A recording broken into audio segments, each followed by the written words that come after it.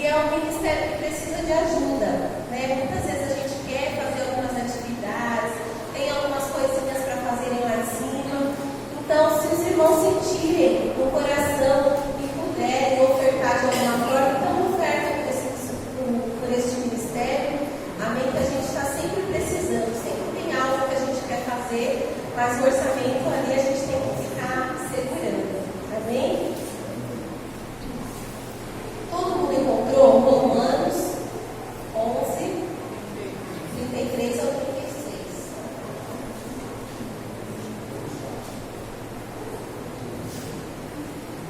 Amém?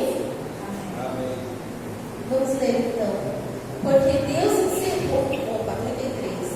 Ó profundidade das riquezas, tanto da sabedoria como do conhecimento de Deus. Quão insondáveis são os seus juízos, e quão inescrutáveis são os teus caminhos. Porque quem compreendeu a mente do Senhor? Ou quem foi o seu conselheiro? Ou quem lhe deu primeiro a ele, para que ele seja recompensado? Porque dele e por ele, e para ele são todas as coisas. Glória, pois, a ele, eternamente. Amém. Louvado seja Deus.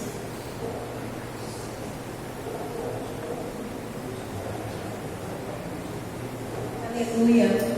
Aqui quem escreveu essa carta foi Técio, ditado por Paulo. Então, o autor é Paulo, mas foi Técio ali que escreveu. Quem levou essa carta para os irmãos de Roma foi uma diaconisa de Cencreia chamada Febre. Provavelmente foi ela. Há quem diga que essa carta foi escrita no ano de 56 ou 57 depois de Cristo. E onde Paulo estava nesse momento? Ele estava sendo hospedado por Gaio, em Corinto. Ele não estava em uma das prisões, como em algumas cartas nós sabemos que ele estava preso. Nessa carta aqui aos Romanos, ele não estava preso. Na realidade, Paulo estava terminando ali as suas viagens missionárias e ele ia para a Espanha em breve. Indo para a Espanha, ele via ali uma oportunidade de finalmente conhecer os irmãos de Roma. Então, não foi ele quem fundou essa igreja. Embora a igreja católica acaba querendo colocar que quem fundou a igreja em Roma foi o apóstolo Pedro e Paulo, não é uma verdade. A gente não tem nem certeza se Pedro fundou essa igreja. É bem possível que na realidade não sejam nenhum dos apóstolos. E aqui essa carta é a primeira carta do Novo Testamento. Então, depois de Atos começam as cartas e essa é logo a primeira. Mas isso significa que ela foi a primeira a ser escrita. Essa carta ela foi dada, essa oportunidade, né, dela ser a primeira, porque ela é a maior, ela é a mais robusta, ela é a carta mais importante. E há historiadores que dizem até que ela é o livro mais importante de toda a Bíblia, por conta das verdades que Paulo revela nessa carta. Nós podemos dividir ela em duas partes. Do capítulo 1 ao capítulo 11 se trata de doutrinas. E ele termina essa parte de doutrina com a doxologia. E do capítulo 12 até o capítulo 16, ele vai falar ali da parte prática. E ele também termina com a doxologia. Eu achei interessante essa palavra. E então eu fui pesquisar. A doxologia é uma palavra grega que significa doxo, glória, logia, palavra. Então nós poderíamos até definir como usar palavras para dar louvor.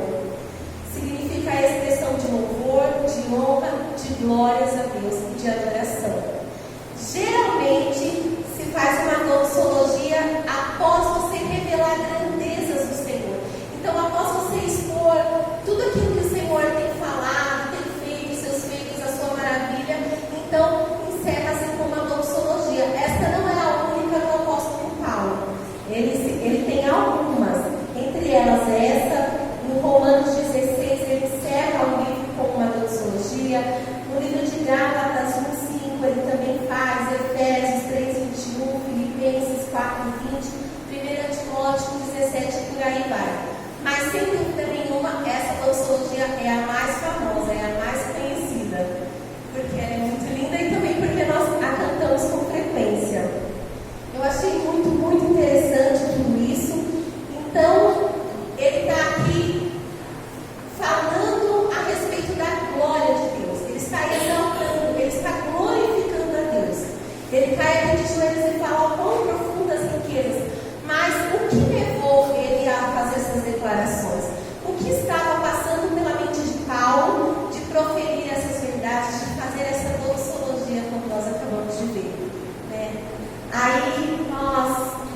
eu fiz uma observação. No primeiro capítulo, eu fiz um resuminho bem rápido, tá? No primeiro capítulo de Romanos, não precisam abrir, mas eu concluí que ele está ali fazendo uma condenação de toda a raça humana. No capítulo 2, ele declara que tanto os judeus quanto os gentios estão todos condenados. No capítulo 3, ele fala que todos pecaram e carecem da glória de Deus. Ele usa os 3 primeiros capítulos só para defender uma tese. Todos pecaram e carecem da glória de Deus. Todos. E ele fala, judeu, gentil, todo mundo está debaixo de condenação. Mas aí algo tremendo acontece no capítulo 4. No capítulo 4, ele explica sobre a justificação pela fé.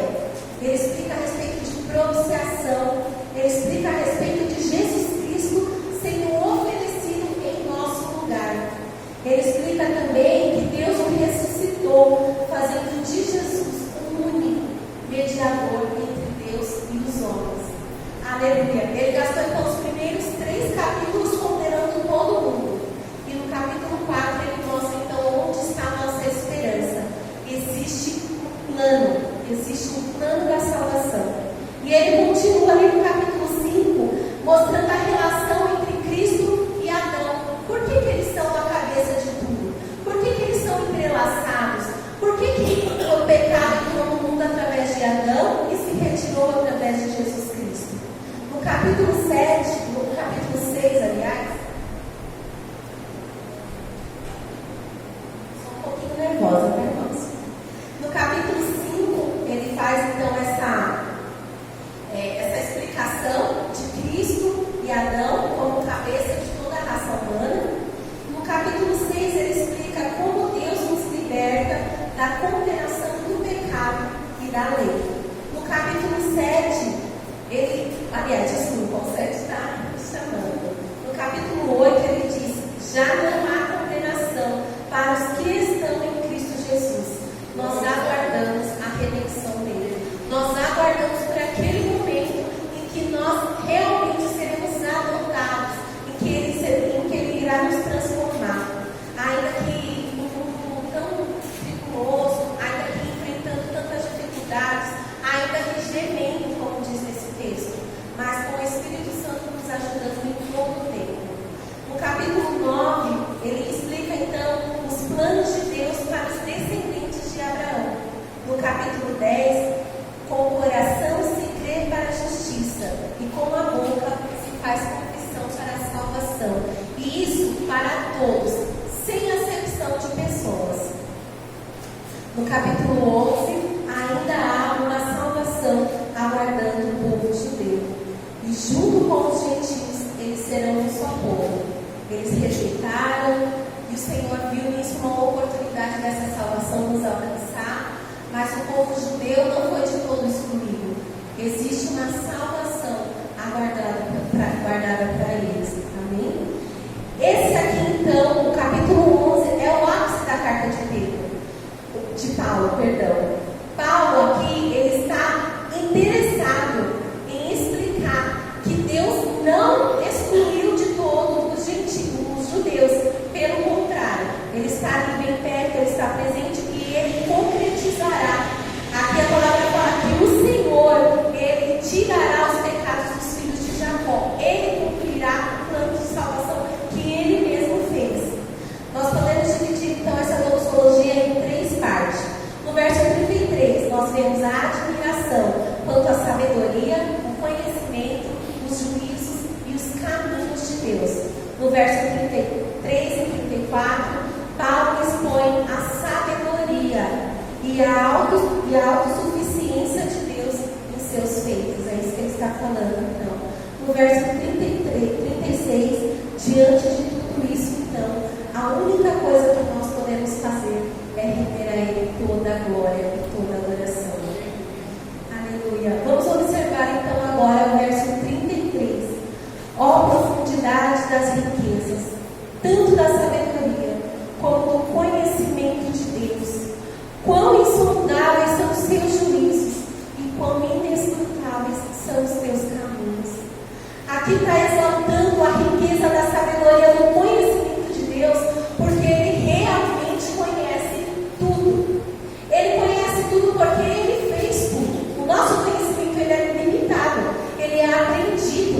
Mas de Deus não. Ele fez tudo absolutamente do nada. Ele conhece cada partícula, cada átomo. Ele conhece o funcionamento de tudo. Nós, como seres humanos, somos totalmente sondáveis por Deus. Ele sabe de tudo. Tanto do nosso corpo físico, como do nosso espírito, como da nossa mente. Nada é oculto a este Deus. Quão profundas são as riquezas do conhecimento de Deus através de toda a criação. Então o Senhor, Ele conhece o ser humano, Ele conhece o planeta, o nosso planeta, não só o nosso. Ele conhece os outros planetas. Não somente os planetas vizinhos, mas Ele conhece todas as galáxias. Ele conhece toda a extensão. Porque tudo foi feito por Ele. O conhecimento está nas palmas das mãos do nosso Deus. E é profundo demais. Porque Ele tem este conhecimento, Ele consegue fazer coisas que para nós é totalmente impossível. Aleluia. Eu me lembro daquele versículo, Lucas, capítulo 1, 37, que fala assim: porque para Deus não haverá impossíveis. Nós olhamos muitas coisas ao nosso redor e vemos como impossibilidades. É absolutamente impossível isso acontecer. Mas para o nosso Deus é simples, porque todo o conhecimento está nas suas mãos. Não há dificuldade para Ele. Aleluia. Coisas inimagináveis são aquelas que Ele fez. A sua sabedoria e seus conhecimentos são por completo. Igreja, como que nós podemos assimilar, como que nós podemos conceber Deus encarnado, 100% Deus? Nós nunca conseguiríamos compreender uma coisa dessa. O Criador, aquele que é grande, que a Terra está ali na palma das suas mãos, toda a galáxia que a gente vê que é grande demais, perto de Deus é como nada. E Ele se encarnou. Isso é muito para nós. Isso é muito. Além de se encarnar, Ele morreu na cruz. É algo totalmente insondável para a gente. O Deus Criador, Ele, de repente, Ele encarna, e Ele não só encarna, mas Ele se humilha ainda mais, morrendo em morte de cruz. Qual é a mente que tem sabedoria suficiente para compreender isso que o Senhor tem feito? Algo tremendo e maravilhoso também é como nosso Deus justifica pecadores sem se tornar injusto.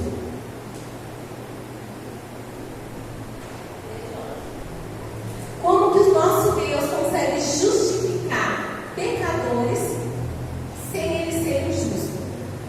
Olhando assim no panorama geral parece simples, mas não é. Tem uma ilustração que o Osher usa, ele fala assim: se vir alguém malfeitor, ele arromba a sua casa, ele judia de toda a sua família, ele tortura de forma violenta e cruel, e ele mata todo mundo. E você chega, consegue ali conter aquele malfeitor e leva ao juízo. Chega lá o dia da sentença e o juiz olha para ele e fala: você fez isso? Ele fala: fiz. Mas por que você fez isso? Ah, eu fiz isso, não sei porquê, mas agora eu estou arrependido do que eu fiz.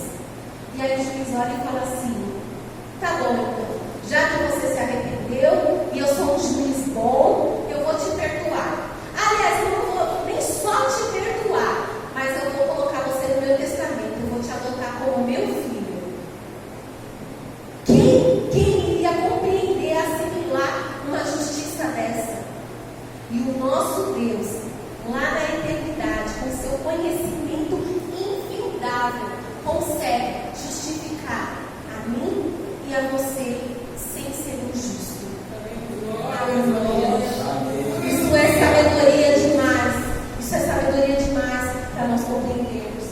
Como o Senhor, Ele consegue eleger e predestinar aqueles que serão salvos, sem fazer acepção de pessoas, sem cometer injustiça. Não há justiça nisso. Estão todos perecendo por culpa própria, pelos seus próprios delitos e pecados. E o Senhor, Ele olha para você e te resgata com a sua mão forte, com o seu Espírito Santo, te convencendo, te ajudando, te conduzindo no caminho. Não há injustiça alguma nisso. É sabedoria de Deus. É insondável, é incomparável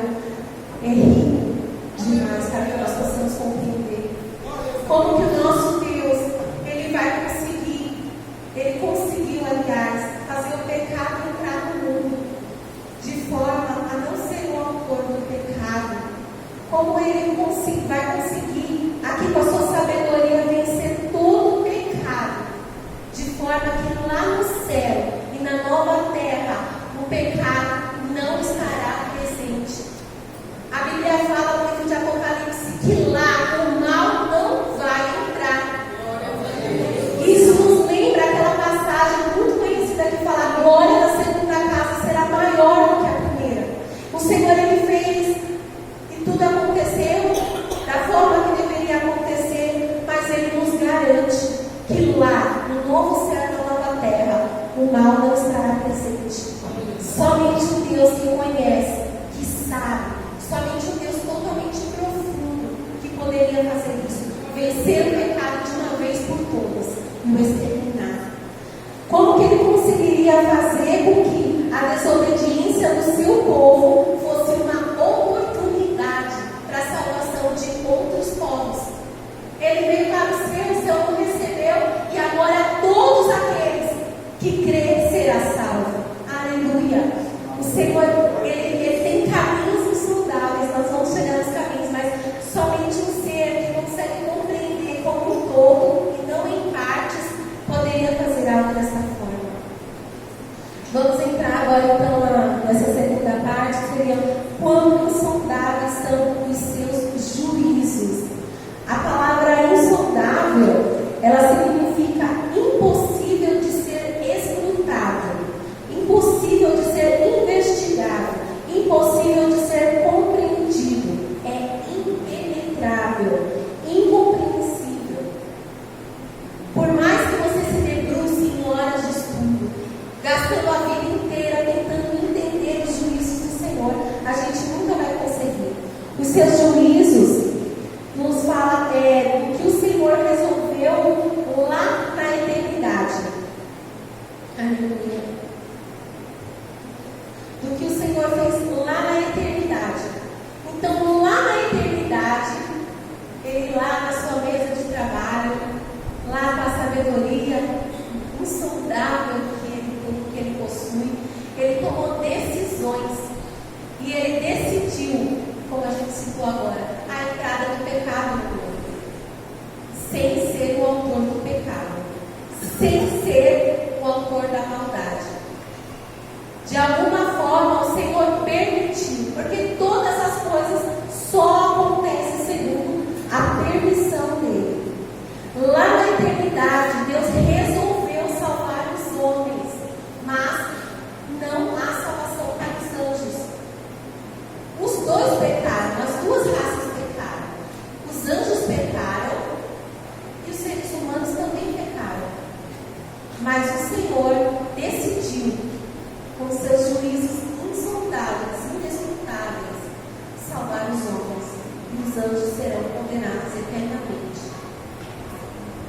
Ele resolveu lá na eternidade salvar homens, ao invés de deixar que todos fossem para o inferno e perecessem e pagassem com a justa justiça por seus delitos e pecados. Foi o nosso Deus que decidiu salvar, ao invés de mandar todo mundo para o inferno. Ele decidiu fazer uma aliança eterna com um povo tão pequeno, o povo de Abraão.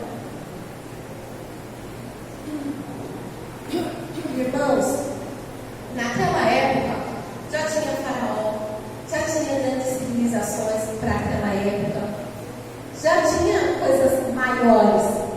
Mas Abraão, ele vivia no meio de uma tribo pequena, nômades. Era, de certa forma, insignificante para a humanidade. E o Senhor olhou para aquela tribo e decidiu que faria um pacto ali. E ele não fez com toda a tribo, ele diminuiu ainda mais. Ele falou: Abraão, sai da tua terra, do meio da tua parentela, para a terra que eu te mostrarei. Ele diminuiu ainda mais. Lembra de Gideão? Que o Senhor foi ali diminuindo. Por que diminuindo? Para que todos entendessem que Ele estava fazendo essas coisas e conseguissem lá no final entregar a glória que é devida. Aleluia, Deus. Ele decidiu sacrificar Jesus lá na eternidade. Quando ainda nada existia, o Senhor, Ele decidiu o plano da nossa salvação. Ele decidiu decretar tudo, mas sem tirar a responsabilidade dos anjos e dos homens. Como Ele fez isso, eu não faço a mínima ideia. Para mim, é totalmente insondável. E eu fiz um acordo comigo mesmo, uma resolução comigo mesmo, que durante toda a minha vida, eu não sei se o Senhor vai me dar 6 meses, 1 ano, 80 anos, mas eu me dedicarei em conhecer, em prosseguir em conhecer ao Senhor.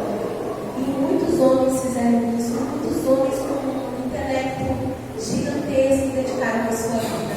E eles garantem que não chegaram nem ao milésimo de conhecimento. Aleluia, mas existe uma esperança e nós falaremos dessa esperança um pouquinho mais para frente.